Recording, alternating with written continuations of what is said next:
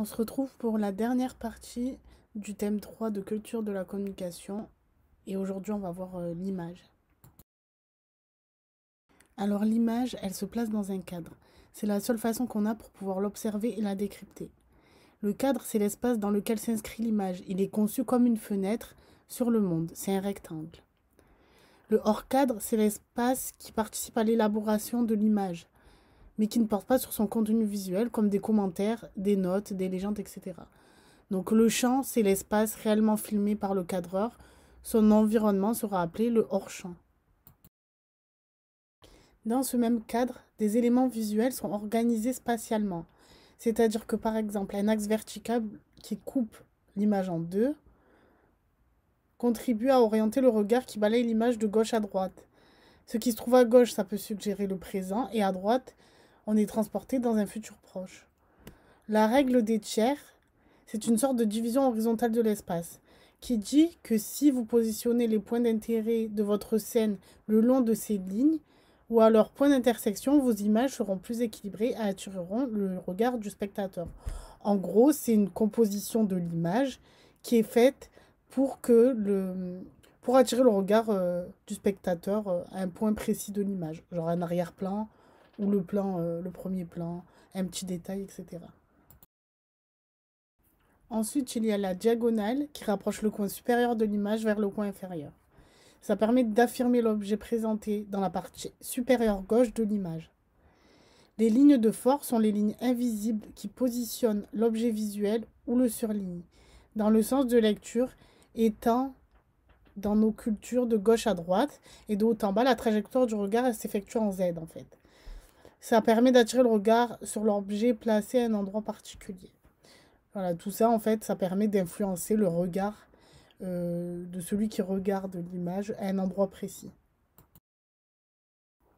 Pour donner un sens à l'image et construire son esthétique, les sources lumineuses et le choix des couleurs permettent de guider le regard. C'est grâce à une nuancier chromatique que le choix des couleurs et des ambiances se fait. Le jaune dominant, par exemple, évoque la gaieté et l'action. Le noir, l'idée de la distinction et de l'élégance, souvent dans les marques de luxe. Des ambiances sont traitées par la mise en lumière entre éclairage naturel et solaire, éclairage artificiel. En gros, selon l'éclairage, on fait ressentir une émotion particulière, un sentiment qu'on veut partager avec le lecteur ou le spectateur.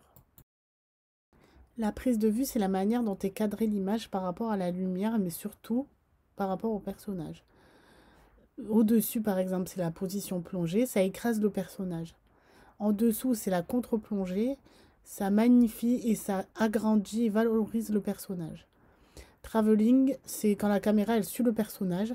Ça crée un sentiment de proximité psychologique et physique avec le personnage. Plus les plans est rapproché, plus la valeur psychologique du personnage augmente. Il y a une échelle des plans qui existe pour pouvoir se repérer. Plan général, c'est le paysage. Plan d'ensemble, personnage et son environnement. Plan moyen, personnage en pied. Plan américain, personnage coupé du genou à la taille. Plan rapproché, personnage coupé, taille poitrine. Gros plan, c'est sur le visage. Et très gros plan, c'est détail sur le visage, genre le regard ou le sourire. On va maintenant parler de la relation texte-image. Entre le texte et l'image, il existe une relation codifiée. Par exemple, une fonction d'ancrage, c'est un texte qui s'impose et qui a une fonction d'ancrage parmi les images, etc. Par exemple, le titre. Ensuite, il y a une fonction de relais. Ça complète l'information d'une image. Le texte a une fonction de relais, comme une légende en dessous d'une image. Ensuite, il y a une fonction poétique. Ça soutient le discours décalé par rapport au message porté par l'image. Le texte a une fonction poétique. Le slogan, par exemple. Précisons-le, doit marquer les esprits. Enfin, nous allons voir les codes morphologiques, les signes et formes. Les formes dans l'espace visuel sont codifiées à partir d'une perception positive-négative. Ces codes sont très utiles pour la conception des logos. En gros, ici, on va voir les différentes formes, les différents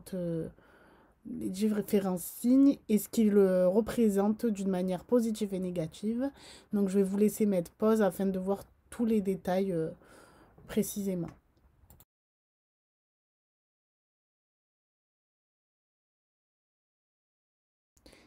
L'identité visuelle dépend de plusieurs éléments. Le logo, qui est le nom acronyme de l'organisation, et son signe, sa signature. Le graphisme, c'est-à-dire la typographie, les éléments graphiques et la mise en page. Les éléments eidétiques, iconiques abstraits, ce qui rattache à un souvenir. L'élément plastique, les couleurs, la topographie, le cadrage, la lumière, etc. Tous ces éléments sont définis dans la charte graphique. La charte graphique, c'est le document rédigé par le graphiste ou l'agence qui décrit toutes les règles et les éléments graphiques qui constituent l'identité visuelle. Les conditions d'utilisation des éléments visuels s'y trouvent afin de garder une cohérence sur toute l'identité visuelle de l'entreprise. Par contre, un événement spécial peut avoir une charte graphique différente. C'est une déclinaison. Les éléments présents dans la charte graphique sont la signature de l'entreprise. Ils sont présents sur tous les supports, la papeterie, les rapports, les véhicules, etc. Et dans toutes les actions de communication, les événements particuliers. Le logo a 5 fonctions principales pour une bonne communication. Il est référentiel et informatif, c'est-à-dire qu'il sert à identifier le produit parmi tant d'autres. Il est expressif car il sert à exprimer les valeurs de la marque. Il est fatigue et connatif car il est lisible, attrayant et mémorisable. D'appartenance, c'est un signe fédérateur entre marque et produit, c'est-à-dire une déclinaison d'une certaine marque par exemple. Il y a aussi la certification qui certifie l'origine de la marque et de sa qualité. C'est un caractère juridique. L'identité visuelle, c'est ce qui compose le caractère de l'entreprise. C'est l'ensemble des éléments visuels que l'on retrouve sur les documents et l'environnement de la marque. Le logo est la première image donnée, la première impression. Il doit être original, porteur de sens, évoquer une surprise momentanée. Il doit être repérable et mémorisable, reproductible sur tout format et il incarne surtout l'image de l'entreprise. Il peut aussi être déclinable. Le logo doit être cohérent car il forme un tout. Synthétique car il doit résumer visuellement un message. Simple car il doit être décodable plus rapidement. Laconique, il ne peut pas tout dire sur la marque. Évolutif car il doit permettre de s'adapter aux évolutions à travers les époques par exemple. Modulable car il doit être capable d'adapter sa couleur selon le support. Exportable car il peut s'adapter aux cultures différentes. Il existe 4 typologies de logos. Les logogrammes qui sont composés à partir du nom, exemple la marque Orange. Les logos complexes, pictural et scriptural en même temps, comme Coca-Cola. Le nom de l'entreprise donc, avec un graphisme spécial. Les siglotypes, une abréviation comme pour la marque Yves Saint Laurent, ISL. Les icotypes, le nom est remplacé par une représentation graphique, comme pour la marque Nike. Voilà, c'est ainsi que l'on clôture la partie 3 du thème 3 de culture de la communication, le rédactionnel et la relation texte-image, les différents supports. On se retrouvera pour la prochaine vidéo pour le 4e et dernier thème de ces révisions, les cibles. Elle sera aussi en plusieurs parties.